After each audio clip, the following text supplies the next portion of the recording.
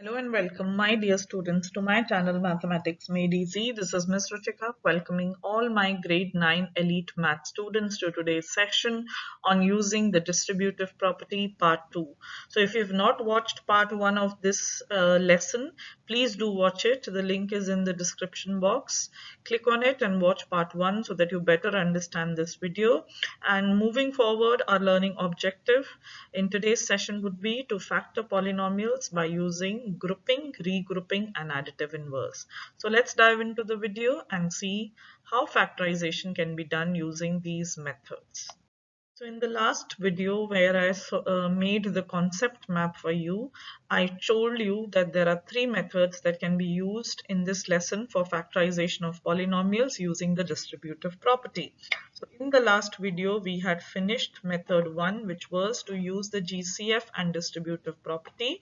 Very important method. Do watch the video part 1 of this if you have not. And in today's session, we are using method 2 and 3, that is using grouping, regrouping, and additive inverse of -1. So this is the method 2 of factorization, which will be used for 4 or even terms. So let me give you the key concept. When a polynomial has 4 or more terms, you can sometimes use a method called factorization by grouping. Here, what do? We group the similar terms together. That means we put them in brackets and the distributive property is applied to the common binomial. Okay, so in words, this can be explained in the following ways. A polynomial can be factorized by using the method of grouping. How will you know that you will apply this method? If all of the following conditions exist, so you have to do a check. You have to check whether these conditions are true or not. There are 4 or more terms. First, you will check that. Then the terms have some common factors that can be grouped together. You have to check that. And then there are at least 2 common factors that are identical. Either they are same or they are additive inverse of each other. That is, they differ only by a negative sign. So additive inverse of each other means they differ by a negative sign.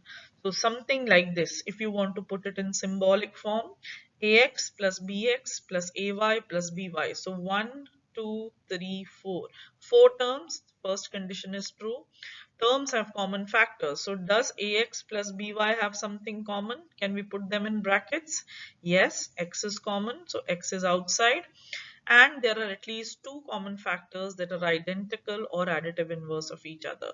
So if you take these 2 terms and take x and y common, then a plus b is common here also, a plus b is common here also.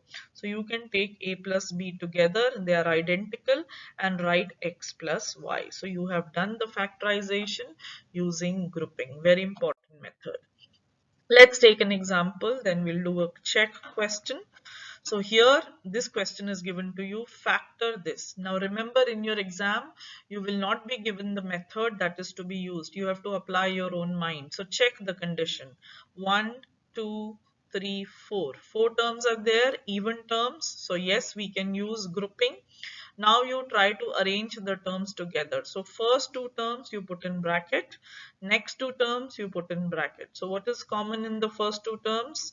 In the number 2 and 6, now you apply the GCF, factor using GCF and distributive property. 2u is common and inside is v plus 3.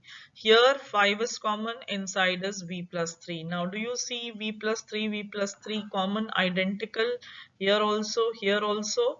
So it is common to both the groups. So all the conditions of the method of grouping are true, so you can use this method.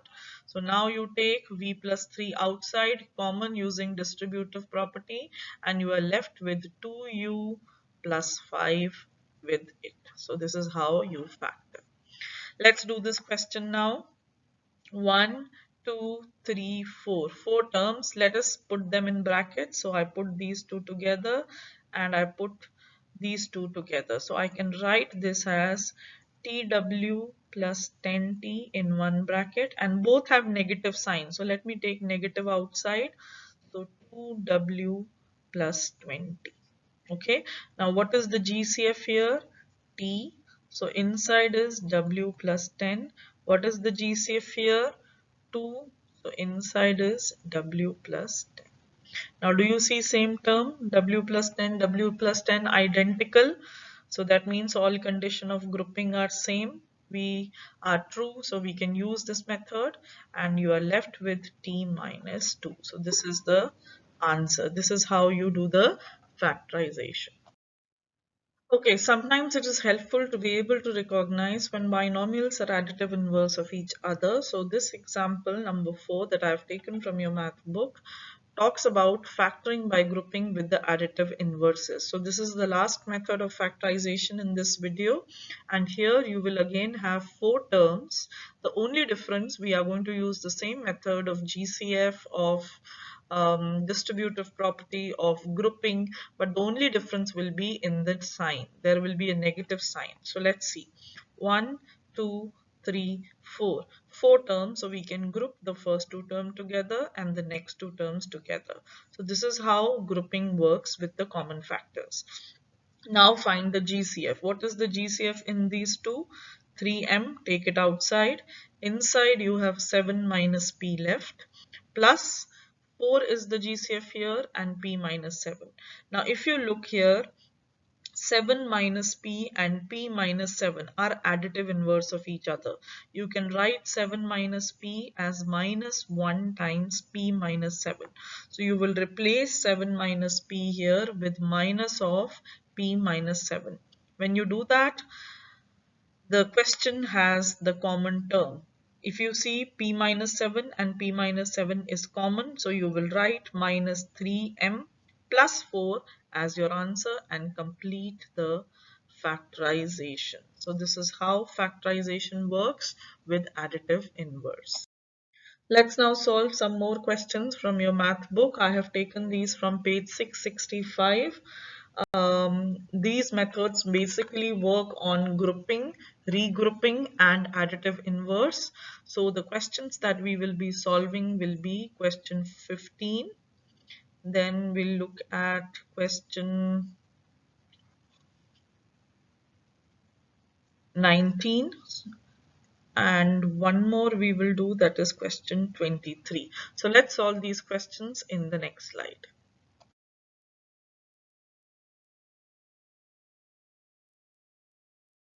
Let's solve this question now. Again, there are 4 terms, 1, 2, 3, 4. So we can go for regrouping. We can group the first 2 terms together and the next 2 terms together. Then let's find the GCF. What is the common factor? B. You are left with B minus 2. Plus the common factor is 3. You are left with B minus 2 again. The same term is here in the bracket and here in the bracket, so b minus 2 can be taken common, and what you are left with is b plus 3 here. So therefore this is the factorization of the given question, b square minus 2b plus 3b minus 6. So again, this is how we have summarized the lesson. We have finished all the methods using the distributive property. In today's session, we covered grouping, regrouping, and additive inverse. I hope you found the session useful, and if you did, give this video a big thumbs up. Like and share with your friends who will find useful this video on the topic of factorization using the distributive property. Until then, this is Ms. Ruchika signing off from today's session. See you in my next video. Bye students.